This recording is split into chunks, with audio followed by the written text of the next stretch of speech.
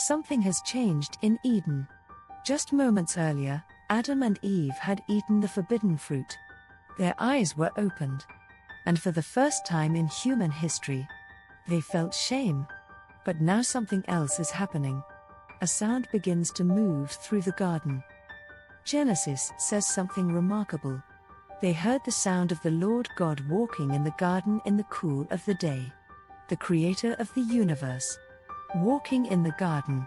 This suggests something extraordinary. Before the fall, humanity had direct fellowship with God. There was no fear, no distance, only relationship. But now everything is different. When Adam and Eve hear God approaching, they hide. For the first time in history, humans run away from their Creator. Sin has introduced something new into the human experience: fear. Then God speaks.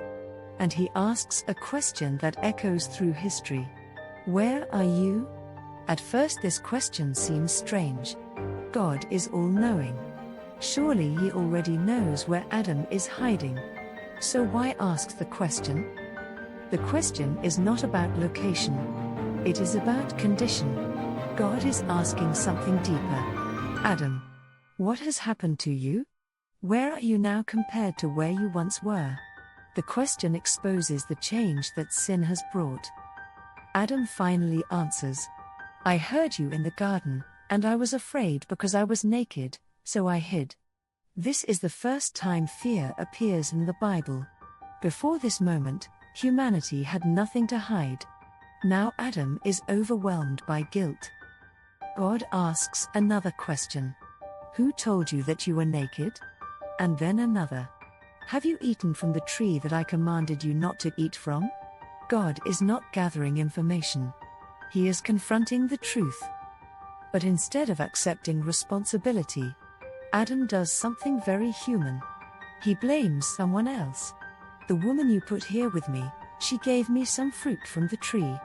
Notice something shocking.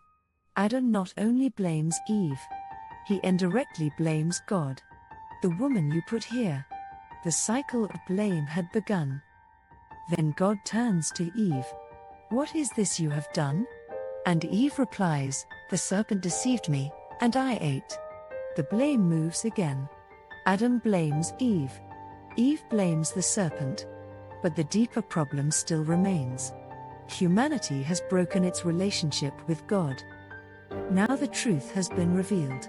The command has been broken. The harmony of Eden has been shattered. And for the first time in the Bible, God begins to pronounce judgment. But hidden within that judgment is also the first hint of hope. In next verses, God speaks directly to the serpent.